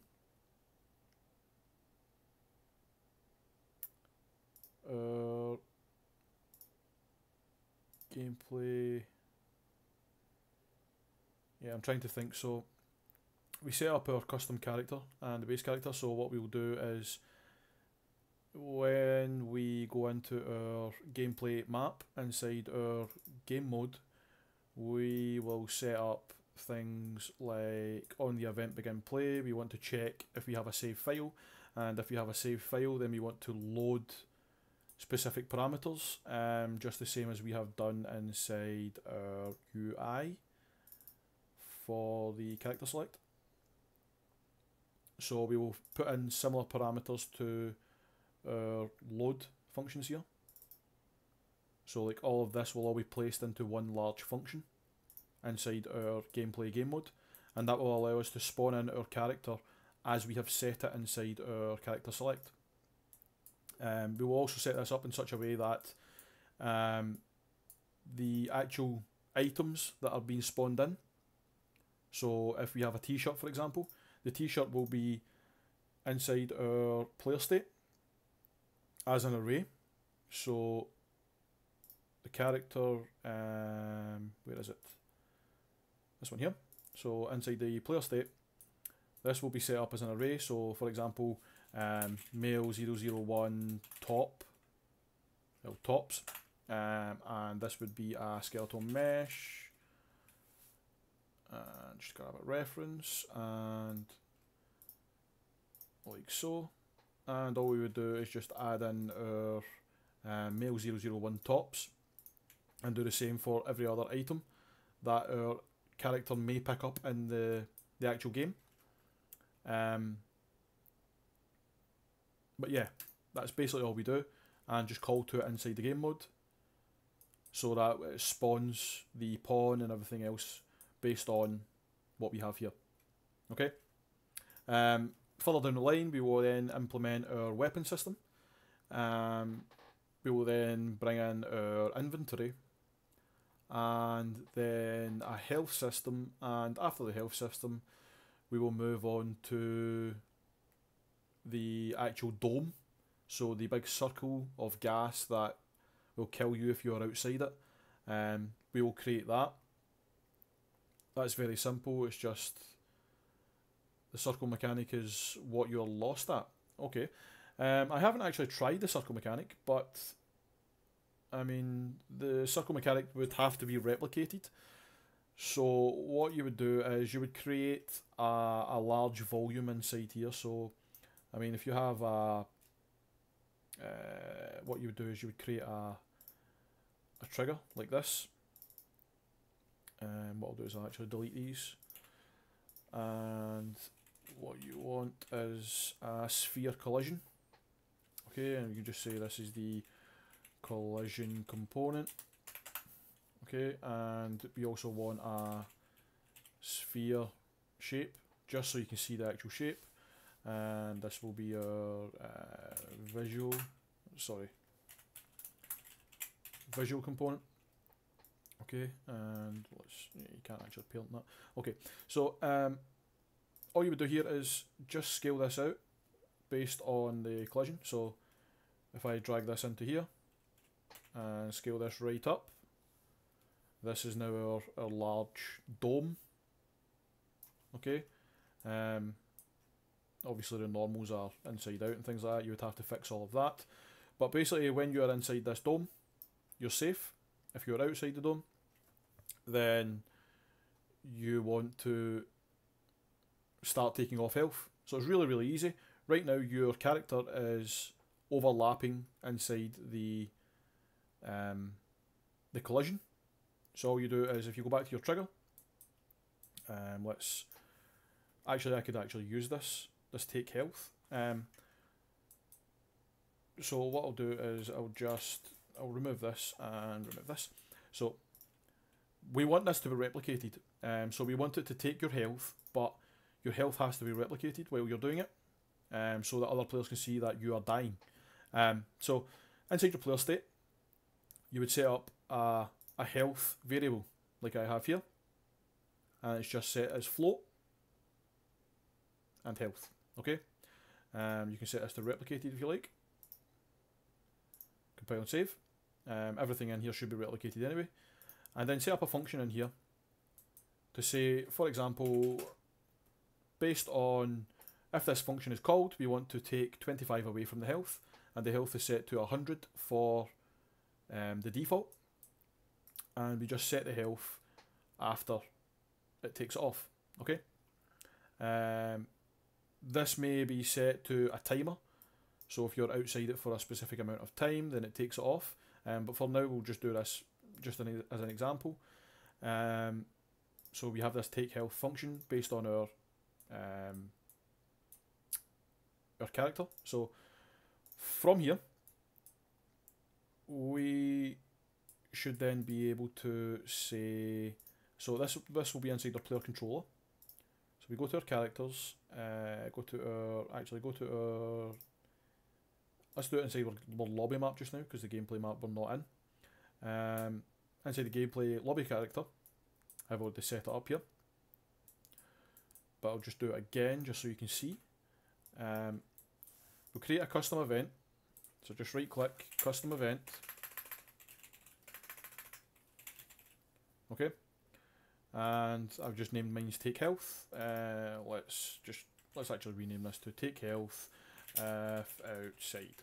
Okay, just do this really quickly, and from here you want to get the player state, and from the player state let's cast to my player state. Okay, when you cast to my player state, you then want to get your take health. Okay, and when you take the health, we want to get the health, so it shows the health on screen as a print string. Okay, and this is into the duration. We want this to go into the string, and compile and save that. And inside our trigger, we then want to say event begin overlap. That's fine, but from the actual collision object,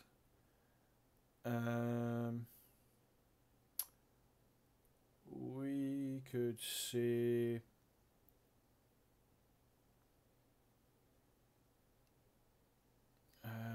if end overlap maybe. I haven't actually tried this out myself, so I'm just kind of winging it here. But basically from here we want to cast to our player controller, so get player controller, and from here we want to grab our lobby player controller. So lobby player controller, and plug that into there. And from our lobby player controller we want to take health if outside. Okay, this should be okay, I guess. Let's try that. I'll actually make this a little bit smaller so that it looks as if the players are actually inside. Okay. How far did I actually scale that? Okay, there's players there.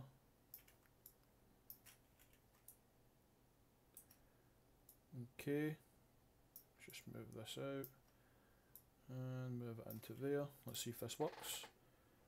So right now we are on top of Okay, the collision is actually blocking the player, so let's head back over to our trigger and go to our collision, and we should be able to change the collision. So overlap all dynamic, we want to say no collision, I think.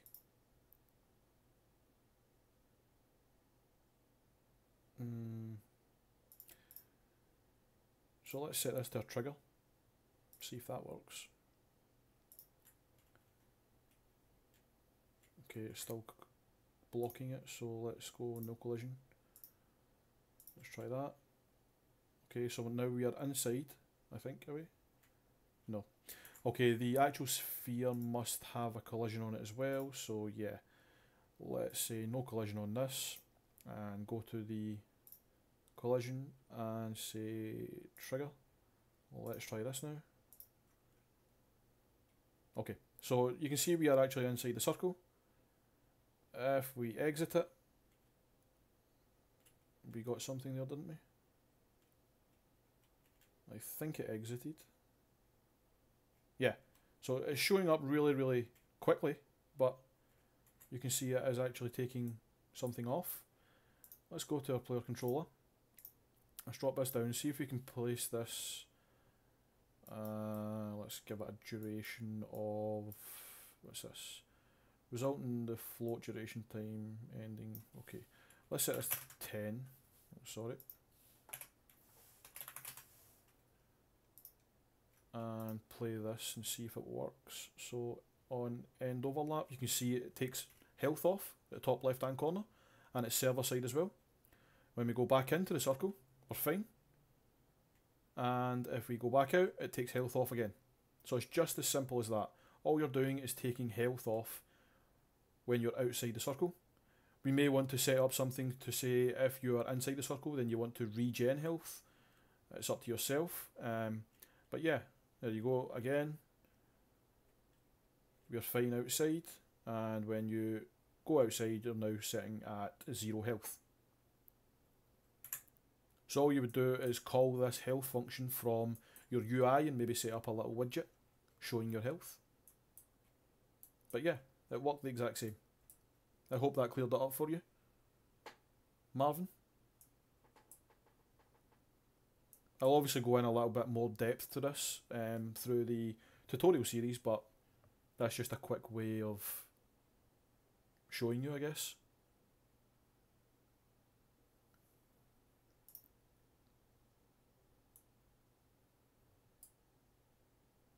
So all you're doing is using the end overlap. When your character spawns into the game, you're obviously overlapping it. It's a really easy system. There's nothing really to it. You just have to remember that you have to do everything client and server side. Like so.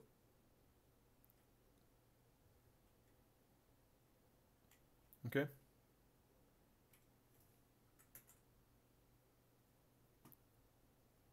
I hope it helps you guys.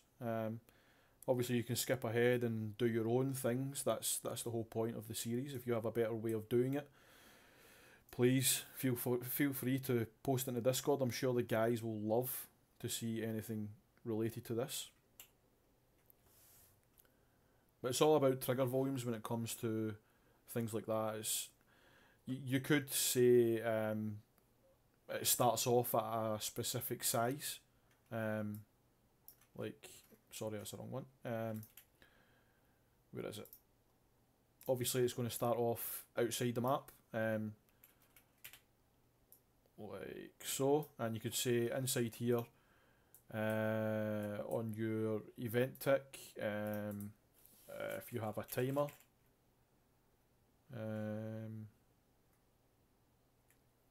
the timer would have to be replicated, so you'd have to do the actual timer inside the game state. So inside your game state, if you set up a timer and set up a function, basically just say, let me see if I actually have something in there for it. I think I have the where is it? game state. So I have a timer already set up in here. If the players are reached, there it is here. So this is a function for get the time. So all you'd have to do is, won't allow me to link a video, basically a breakdown of circle size, time, speed, etc. Yeah, so for the circle, I'm not sure if you would want it a timer or if you would want to base it on the amount of players that you actually have. So what you could do is inside your game state, you could say, what is it again? Is it player get player array? Yeah. And from the player array, you could then say, how did I set that up? So if you get the player array and it's less than a specific amount, yeah. So if you get your player array, oh, sorry, I'm in the wrong one. Yeah, that's yeah. I don't know why I put that in there. Inside your event graph, if you right click and you can say get player array and player array. If you get the length from there, and this just counts how many people are actually in the game, you could say if there is less than or equal to 90, then you want to do something, which could be promoted to a boolean variable, and just link this to like an event. So custom event, or actually this would be done inside your event begin play. So you can probably put this inside a function. So from the event begin play, you could count how many people are actually inside the server. And if it drops below 90, then you want to create this variable, which is, say, I don't know, drop circle size. And then you would just call this inside your trigger. So just drop circle size inside your trigger, and if it's if you're dropping the circle size, then you want to drop the scale of the trigger itself, or you could do the scale of the collision. So transform scale, set mass scale maybe, or set, let's see, set actor transform, or set actor scale 3D. Yeah. And you're just then setting the scale of the actor. So you would basically call this, set the scale of the actor. I would create a branch from this, like so, and just say drop size 1 maybe. And if this is true, then you want to cast to, what did I call that, trigger? Yeah. So cast to game object maybe, or cast to actor. And this actor would be get, I can't even remember what it's called. But basically you would just cast to the actor and drop the scale based on the true. And if false, you would leave it at whatever the default scale is. And then just do another one. If it drops below, say 60, then you would then drop the scale again. Really easy. Might help as a reference for when you go in depth with circle mechanics, circle breakdown vid from YouTube or Fuglet. Yeah, I'll definitely have a look at it. But basically that's all I would do. I would just check and see how many players are actually in the game, and based on the amount of players that are in the game, I would just drop the scale of this trigger object, which we would have to set up a default scale first.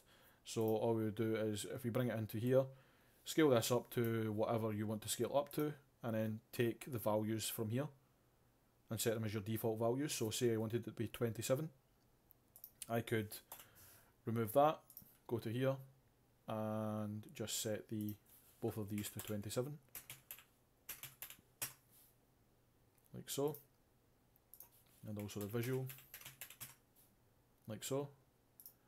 Compile, and when I drag that into the game, then it's now 27. Okay. Actually, I think the collisions, the visual stayed the same.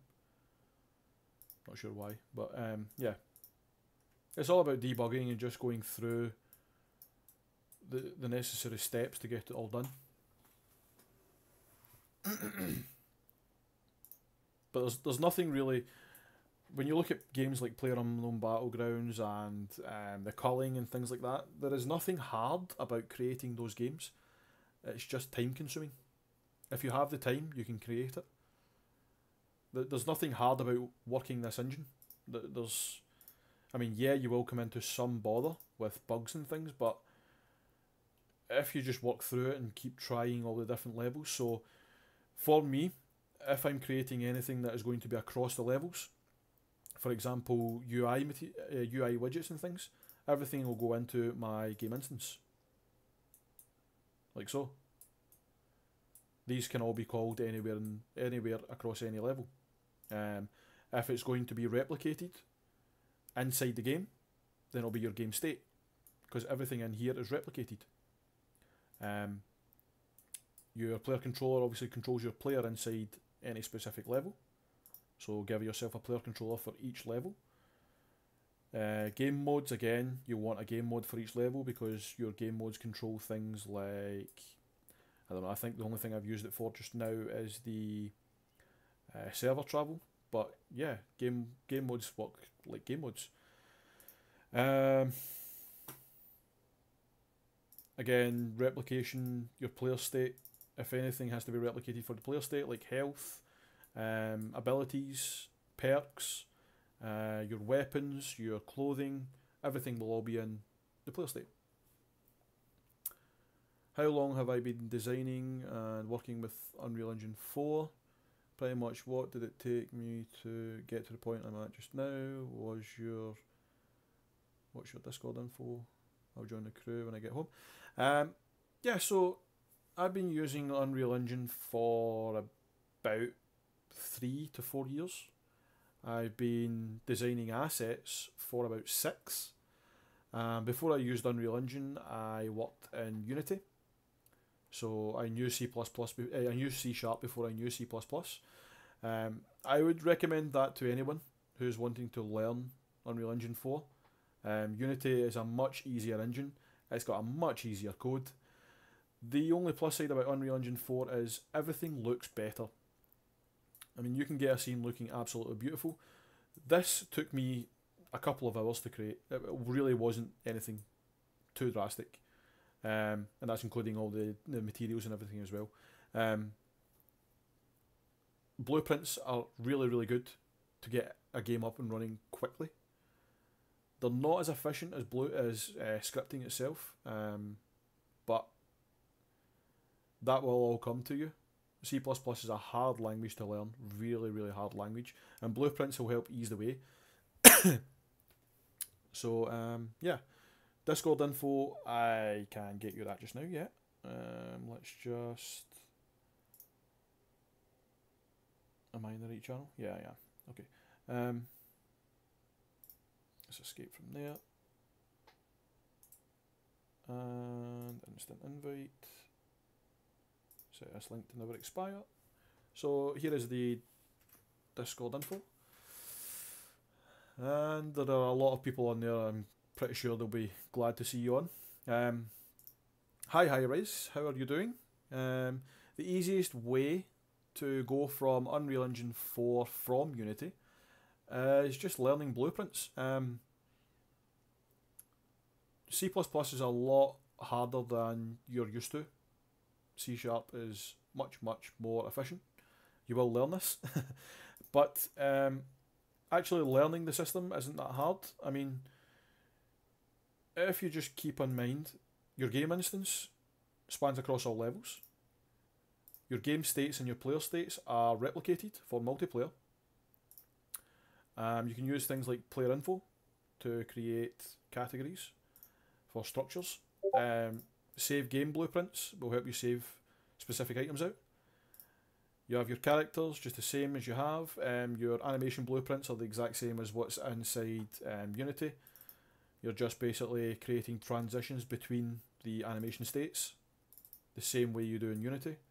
There's nothing really much different apart from the user interface.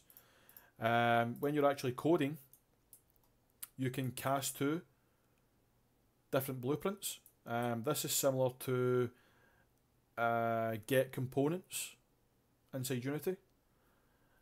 So yeah, you're just casting to different blueprints. You can use things like a branch, which is really helpful. The way I like to think of a branch is, you know, when you're working in Unity and you create a function and you can minimize the branch for that function. That's the way I like to think of a branch. A branch is basically just I don't want to say a function because it's not. It's just a node that you use to differentiate between a Boolean state. So, for example, branch, you can create your Boolean. Booleans are red. Let's just create a Boolean to show you. My Boolean, or is my Boolean.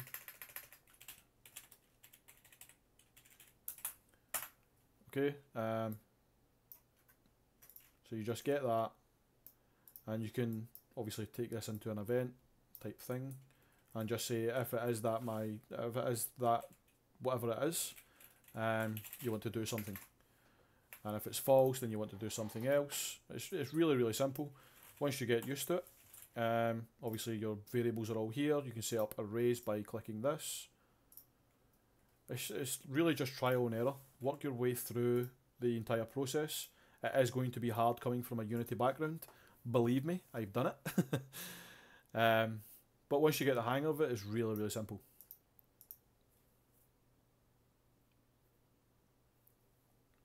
But yeah, I hope it helps. Again, we have a Discord community. If you need anything, obviously post it in there. You will miss Unity, believe me. You'll miss Unity scripting. You'll miss writing your coding out in Unity. But I don't think you'll actually miss the engine itself. Obviously, the net framework is very old. They're still using... I can't even remember what it is, but I think it's like 7-year-old net framework. But yeah. If you have any questions, obviously I'll show you. It's a really simple system. UI is much more efficient in Unreal Engine as well. Just as an example, if we head over to our main menu map, wherever it is. Maps, there we go. We have actually set up a large main menu system. Milestones here, 15k views, 500 subs. Yeah.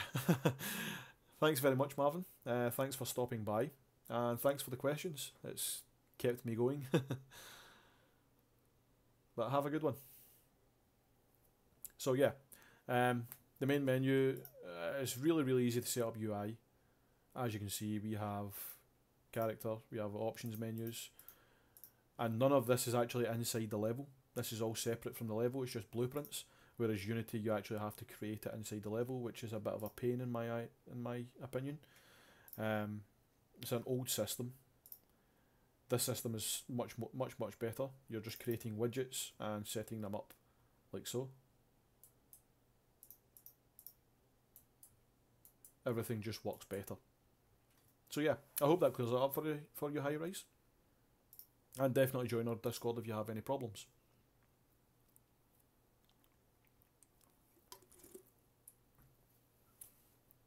So, are there any more questions? Would you like to see anything else?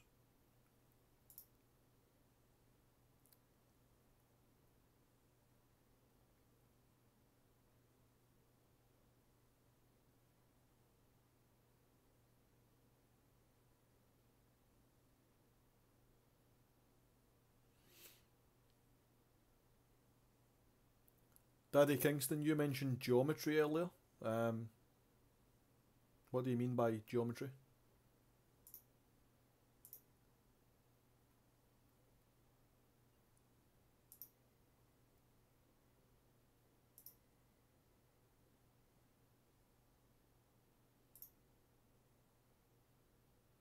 I've actually noticed their music has died off as well. Let's pop that back on.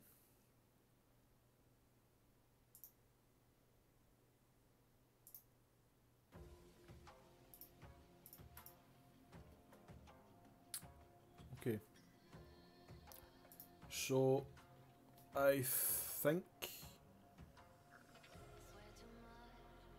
I may call it a day. If there's no more questions, that is. But yeah, thank you guys again for your continued support. It's been an awesome tutorial series so far. You guys have been really helpful.